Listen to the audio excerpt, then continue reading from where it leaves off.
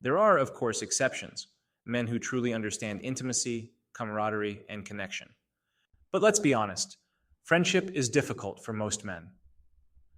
For every man who can say he has a deep and meaningful friendship, there are many more who, if they were truly honest with themselves, would have to admit they don't. The problem isn't just personal, it's societal. Men aren't lonely because they lack something as individuals. They're lonely because of a fundamental conflict between what society expects of them as men and what it actually takes to form real friendships. At the heart of deep, nourishing friendships is something that's often uncomfortable: vulnerability. Yes, we can bond over sports stats, investment strategies, or the physics of supersonic jets. We can have stimulating discussions about the classical influences on Picasso's late period, the themes of justice in Plato's The Laws, or how Plotinus shaped Renaissance thought. But real friendship, the kind that actually sustains you, that keeps you from falling apart in the darkest hours, doesn't begin with intellectual debates or shared hobbies. It starts in the moment someone says, "I'm losing my mind. I can't stand my partner anymore. I'm scared. Help me." It's the moment a man can admit, "I'm in love with a colleague. I can't perform in bed anymore." The anxiety never stops.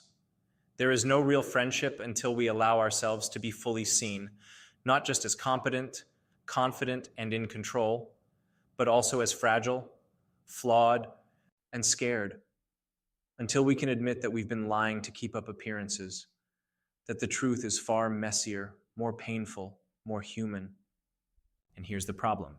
Men have been raised to believe that being a man means something entirely different. Across cultures and centuries, masculinity has been tied to strength, resilience, and emotional self-sufficiency. To be a man is to be unflinching, solid, always in control. It's about not showing that you've been hurt, not letting anyone see that you're struggling. A real man doesn't break down when he's left, fired, humiliated, or bullied. He doesn't admit he's depressed. He doesn't show fear. He never loses an erection, never falters in his ambitions, never questions his own worth. And above all, he never, ever becomes the one thing he's been told is the worst possible fate: weak. This is why so many men live behind walls.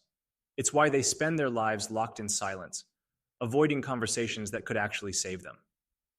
Because the unspoken rule of masculinity is simple: don't let them see you struggle. But this silence comes at a cost. The best way to fight loneliness isn't to deny it exists. It's to acknowledge it, maybe even laugh at how absurd it is. Of course, men often don't know how to be close. Of course, they might be struggling with isolation. Of course, they might not have had a truly open, honest conversation with another man in years, maybe ever. Why would they? Nothing in their upbringing ever taught them how.